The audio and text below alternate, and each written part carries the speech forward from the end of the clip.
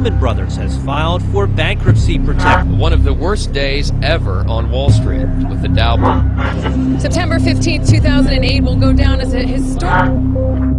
It was 7 days that really shook the global financial capital to its core. The volatility is going to continue. Essentially ending the era of investment banks on Wall Street. 679 points.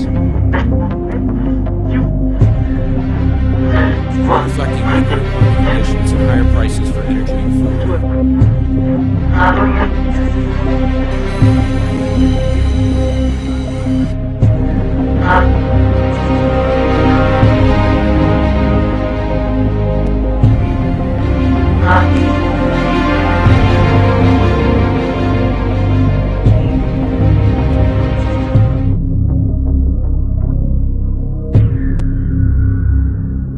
This administration will constantly strive to promote an ownership society in America. We want more people owning their own home.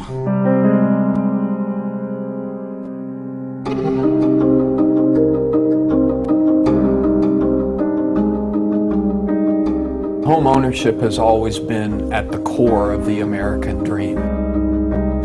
We've always believed putting people into their own home is a good thing, creates better values, creates a better society. This has been something that's been going on for some time.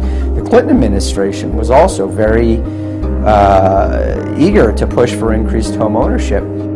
So it was seen as a positive thing, and I'm sure it is, but as is the case with almost anything, when you take an idea too far, it can create excess. There are a lot of things that led to the housing bubble.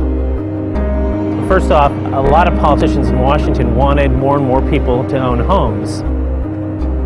So they encourage entities like Fannie Mae and Freddie Mac to lend to riskier and riskier folks.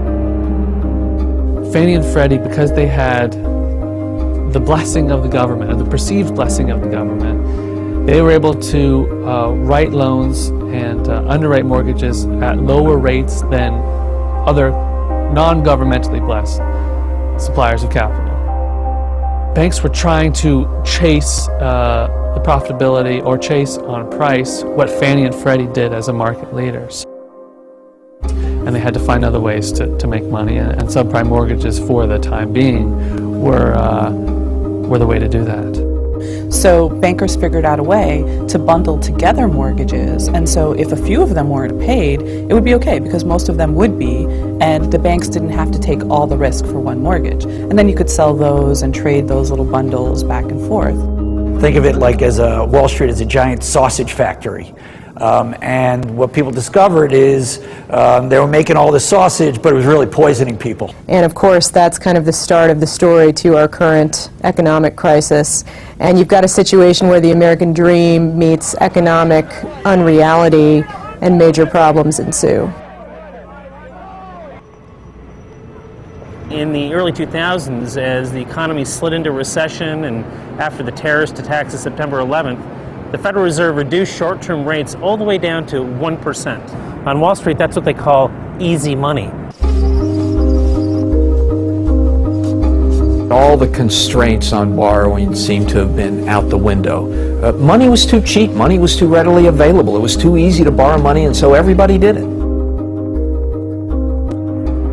So this period of easy money, which really began in 2002, ran for a number of years, really through 2006 and deep into 2007. And so the amount of borrowed money in the U.S., increased tremendously over those years. Anyone who, could sign his name to a piece of paper could get a $300,000 mortgage. And nobody really cared if they could pay it off because it was getting sold and sold and sold in different structures to different people who really didn't understand what they were buying. Not only did this problem exist in households, but it happened on Wall Street. Investment banks depended increasingly on borrowed money to finance their own operations. And what you witnessed was tremendous growth in the size of Wall Street, tremendous growth in leverage, or the debt that these companies put on their balance sheets. And so they piled on debt. They got involved in instruments and securities that they didn't quite understand, but the pressure was so high to be able to get high returns and to do as well as the next guy that they just all followed suit without really examining closely what they were getting into. Wall Street firms were becoming more sophisticated in learning how to do some of these things, became more sophisticated with computer modeling, modeling out the risk. And the market really exploded in size.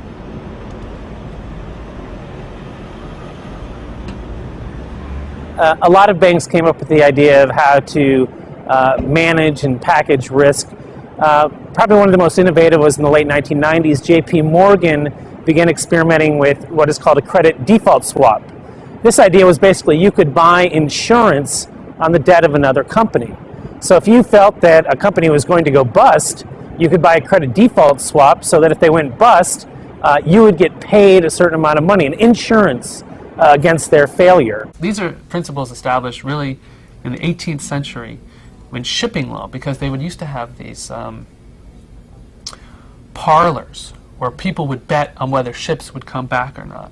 It was basically just gambling. This created, again, perverse incentives perhaps for ships not to come back, and there were these legendary stories about people sinking ships so their friends could collect on the insurance. That's what's so disturbing and so amazing and really makes people angry, is something that started basically with lending, over-lending, that started in the banking system, broadly defined, with bankers selling stuff that turned out to blow up, has trickled down throughout. Again, it's the central role of the banks. When banks stop lending, the economy grinds to a halt.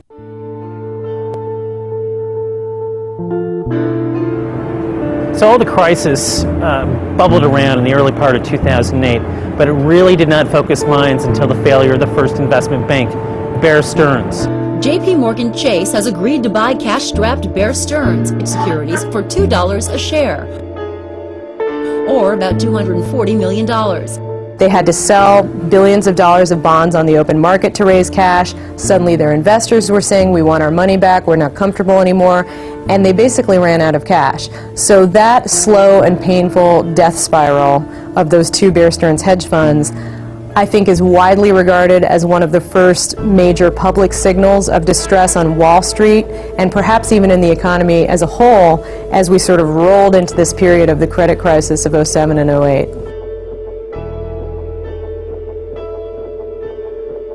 It was the first of many such rescues that would take place over the ensuing several months.